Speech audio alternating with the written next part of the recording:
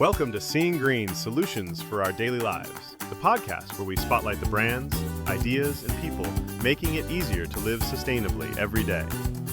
Today's episode is part of our Greening My series, where we unpack our homes and our everyday routines to explore practical ways to make them a bit more sustainable. Let's dive in.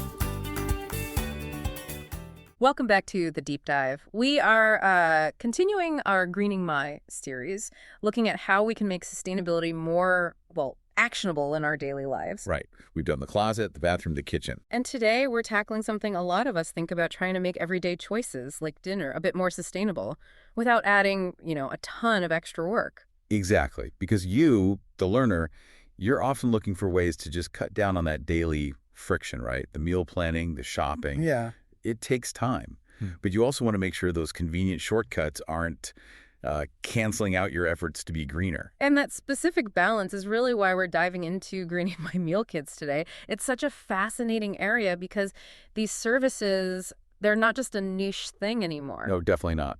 It's this huge, complex system now. We're talking about the ready-to-cook subscription boxes, the ones you probably think of first, but also those fully prepared, ready-to-eat meals that have really changed the game for weeknight dinners. And it's worth mentioning as we go through this, quite a few of the brands we'll talk about have been featured as a solutionist of the day. Oh, good point. So if you want to, dig a bit deeper into what they do, you can find their profiles over on seeinggreen.eco.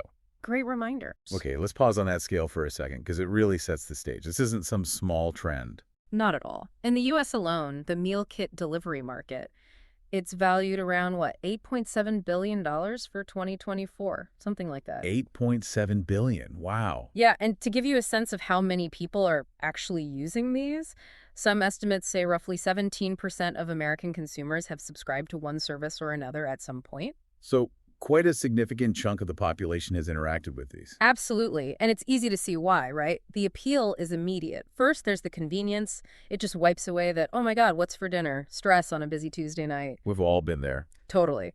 And then there's variety. You get to try maybe Thai food or a specific regional dish without buying a whole bottle of fish sauce or some spice you might only use once. That makes sense. But let's get to the green angle. When we talk sustainability with meal kits, people often jump straight to the packaging, the box, the plastic. Right, and we'll definitely get into that. But there's a really significant environmental benefit that sometimes gets sort of buried under the packaging discussion. What's that? It's food waste. Household food waste, specifically. Wow. Think about it. The core idea of most kits is pre-portioned ingredients. You get exactly the amount of sour cream or the 2 carrots or the specific spice blend you need for that recipe. Right. No half-used bunches of herbs wilting in the fridge. Exactly. You dramatically cut down on overbuying things at the grocery store that then spoil before you use them. And reducing food waste in homes. That's actually a huge win for lowering household emissions. It's probably the biggest sort of unsung green hero of the meal kit model. That's a really important point. That food waste angle is crucial.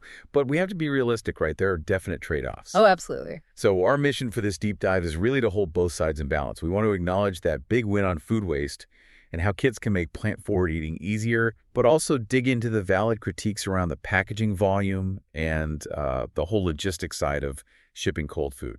Exactly. We want to give you, the listener, a really comprehensive picture. No judgment here, just the facts, the context, so you can make choices that feel right for you. Okay, so before we start weighing the pros and cons on the sustainability scale, let's make sure we're all clear on what we even mean by meal kit these days. Because it's evolved. It really has. There are basically 2 main categories now, and they function quite differently. Right. So first you have the, let's call them ready-to-cook kits. These are the ones most people probably know. Services like HelloFresh, Blue Apron, Home Chef. These are the boxes that arrive with fresh ingredients, all portioned out, and a recipe card with step-by-step instructions. They take away the planning and the shopping, but you're still doing the chopping, the sautéing, the actual cooking part. Okay, classic model. What's the other type? The other category, which is growing really fast, is the ready-to-eat model. Think services like Thistle or Mosaic Foods, which we'll talk more about later. And how are they different? These deliver fully prepared meals. Often they're focused on health, maybe specific diets like gluten-free or plant-based. You literally just need to heat them up, microwave or oven, and serve. They remove pretty much all the friction, including the cooking time. that distinction is really important for the rest of our discussion. Thinking about that ready-to-cook model, I find it really interesting how they can act as sort of a gateway for greener choices. How do you mean? Well, imagine you're, say, a super busy parent or just someone working long hours. Maybe you should eat less meat. It's better for the planet, better for your health. But finding the time and energy to research a new vegetarian recipe, shop for unfamiliar ingredients, it feels overwhelming. Yeah, that's a real barrier for a lot of people. Right. But if a kit arrives with everything you need for, say, a really tasty lentil shepherd's pie and clear instructions, suddenly trying that vegetarian meal feels easy, almost frictionless. It removes that barrier to making a small dietary shift. That's a great point. It enables that change. But as we've already hinted, that convenience, especially the convenience of having fresh, perishable food delivered to your door, it comes with an environmental footprint the industry is definitely aware of and actively trying to address. Which brings us squarely to the logistics. Yes. We mentioned the cold chain. Yes, we have to talk about the cold chain. We all intuitively know that shipping perishable stuff takes energy, keeps things cold. But why is the cold chain itself such a particular focus when we talk about the sustainability challenges here? Well, it's the sheer complexity and the resource intensity. Yeah. Maintaining a cold chain means keeping ingredients, meat, dairy, fresh produce within a very strict low temperature range. And not just in the delivery truck. Yep. It starts way back. From the moment it leaves the farm or the processing facility, it needs to be kept cold. Then it goes to a packing center, still cold. Then it's packed into a box with insulation, and ice pack's going to stay cold. Then onto a refrigerated truck for delivery, still cold. So multiple stages, all requiring refrigeration and handling. Exactly. Every transfer point, every step requires constant cooling, which obviously uses significant energy. And then there's the stuff needed to maintain that temperature in the box itself, typically bulky insulation liners and single-use ice packs.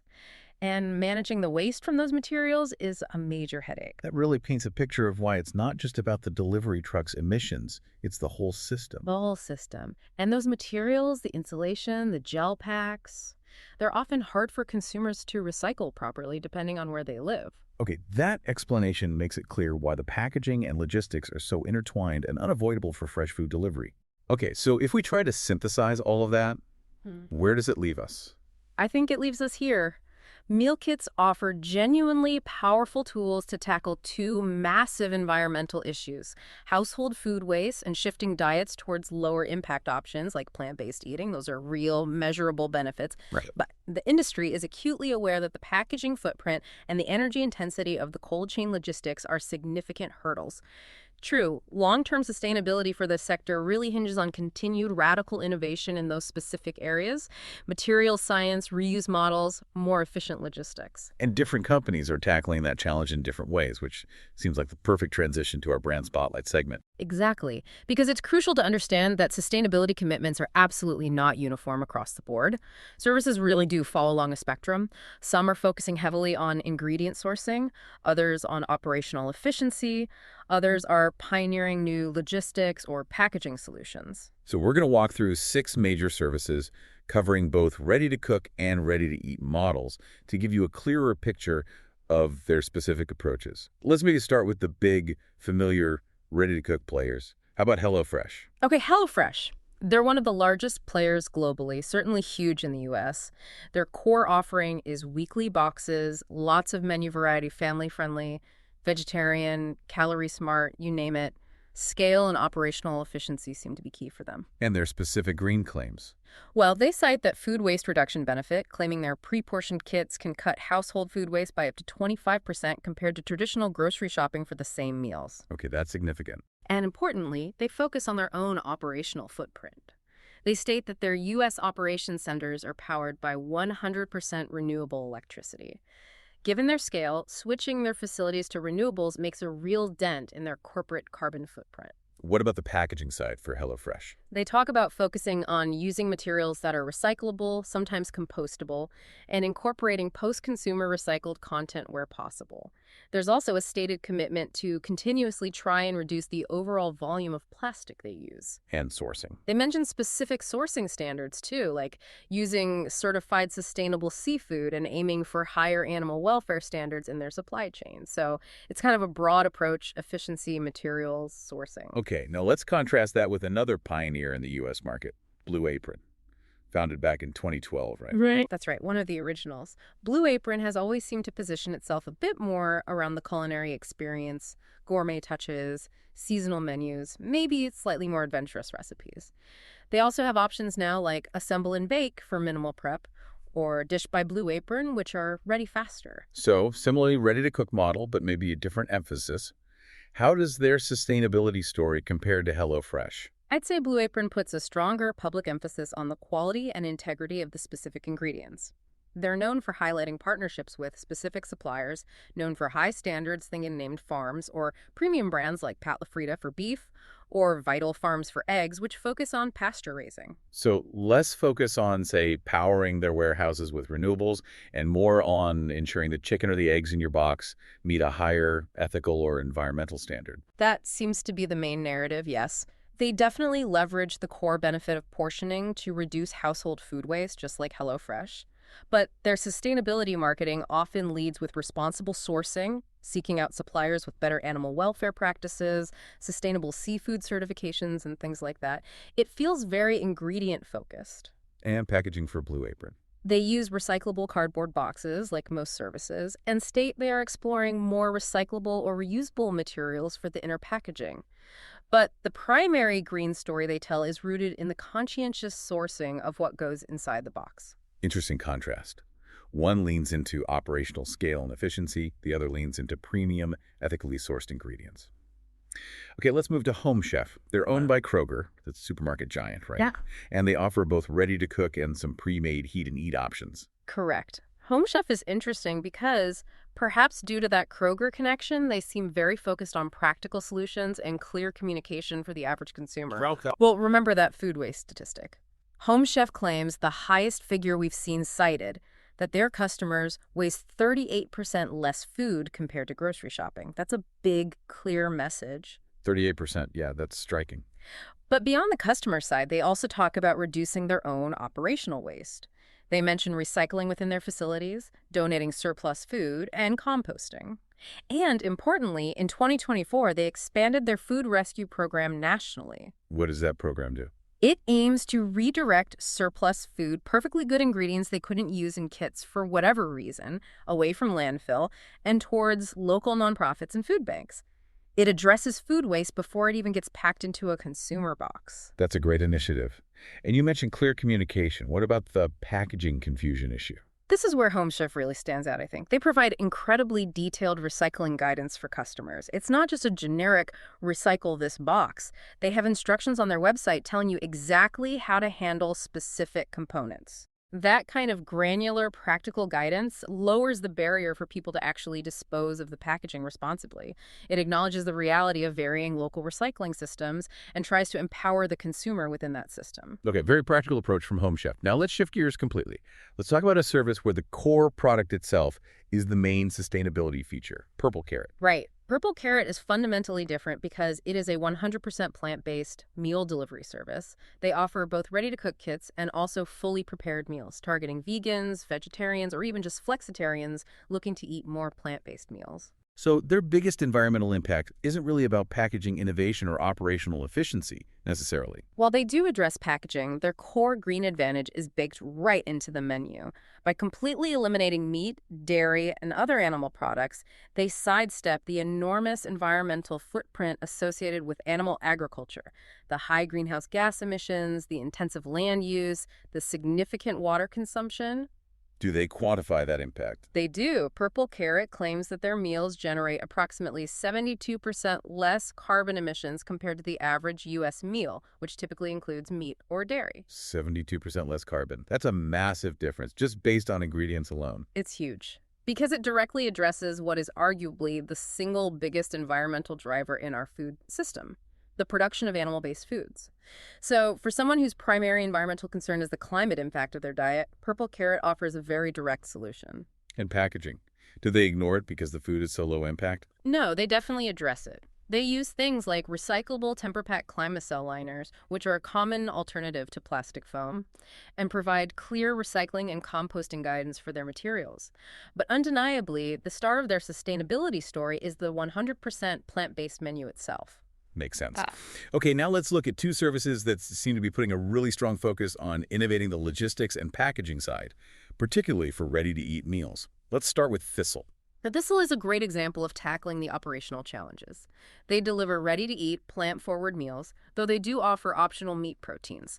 Their meals often feature organic and local ingredients and cater to common dietary needs like gluten-free, dairy-free, refined, sugar-free. So healthy, convenient meals. What are their standout sustainability efforts? Operationally, they do things like designing menus around seasonal produce to minimize the transportation distance and emissions for ingredients. They also offset their delivery emissions and run their facilities on clean energy sources like wind, solar, and hydro. That's solid. But what about the packaging and cold chain waste, the bulky stuff? This is where Thistle has a really interesting and I think quite effective solution. They operate a reuse system for their cooler bags and large ice packs. Reuse. How does that work? Their delivery drivers actually pick up the empty cooler bags and the big ice packs from your previous delivery when they drop off your new one. These items are then taken back, professionally cleaned and sanitized, and put back into circulation for future deliveries. Ah, so it's a closed-loop system for the most cumbersome parts of the packaging. Exactly. It directly tackles that waste headache for the insulation and the cold source, rather than relying solely on the customer figuring out local recycling. It requires more complex reverse logistics for them, but it dramatically cuts down on single-use waste for those items. That seems like a really smart approach. It is, and it reflects a certain pragmatism they seem to have. They've actually been quite public about their materials journey.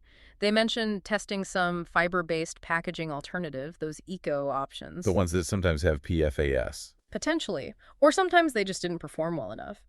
Thistle found some of these alternatives compromised the shelf life of their fresh meals, or, yes, raised concerns about potential contaminants, like PFAS. So they decided, in some cases, it was better to stick with a known, cleanable, reusable material than risk food spoilage or chemical issues with a less proven green alternative. That transparency is interesting. Okay, one more brand to spotlight, and this one uses a different trick altogether for logistics and shelf life. Mosaic Foods. Mosaic Foods focuses on plant-forward, fully prepared meals, but with a key difference.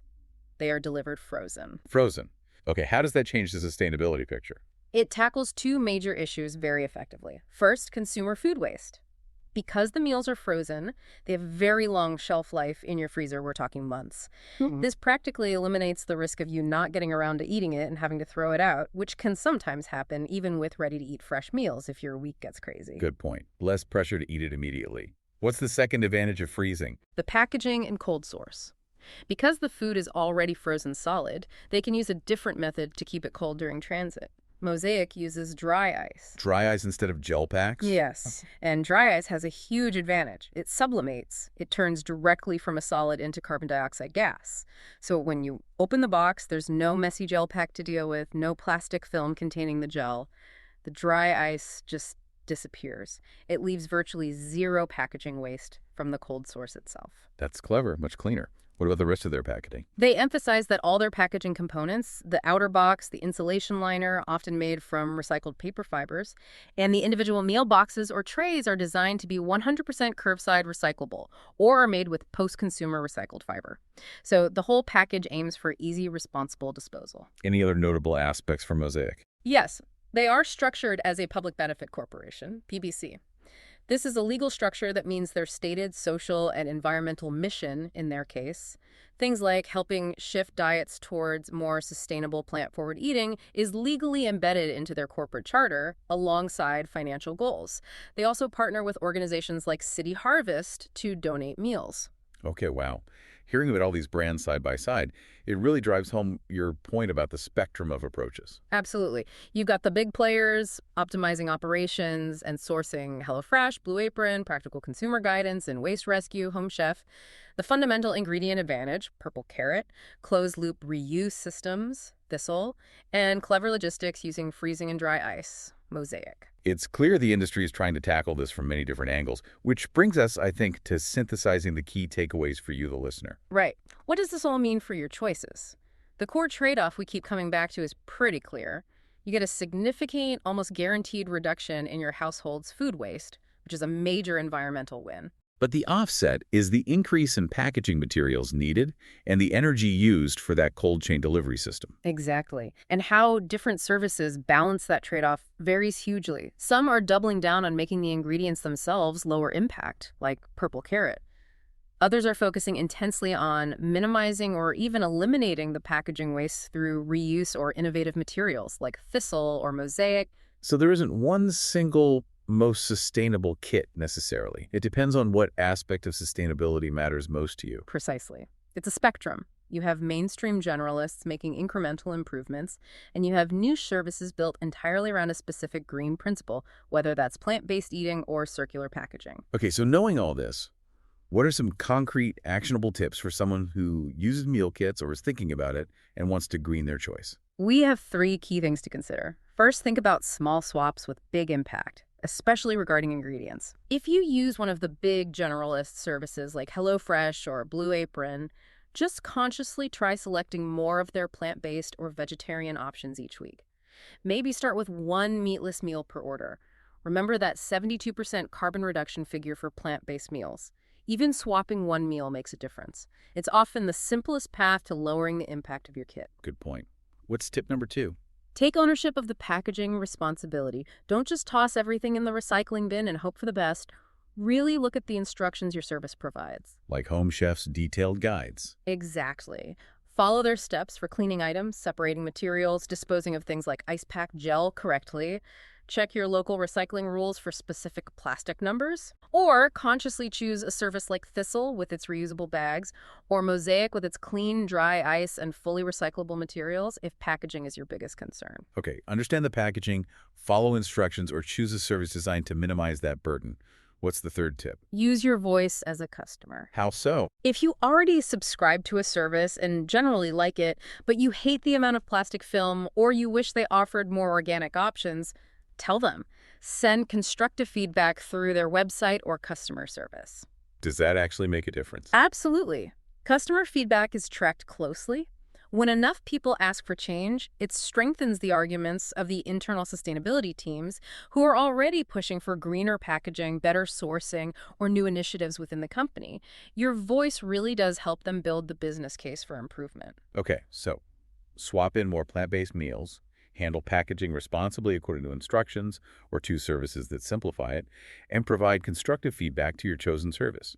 Those are all really practical. They are things anyone can do. This has been a really illuminating deep dive. We've covered the huge growth, the convenience, the major food waste savings, but also the very real challenges of packaging and cold chain logistics. We've seen the incredible variety of ways different companies are trying to innovate. It's definitely a complex and evolving space. So wrapping this all up, maybe the final thought, the provocation for you, the listener, is this.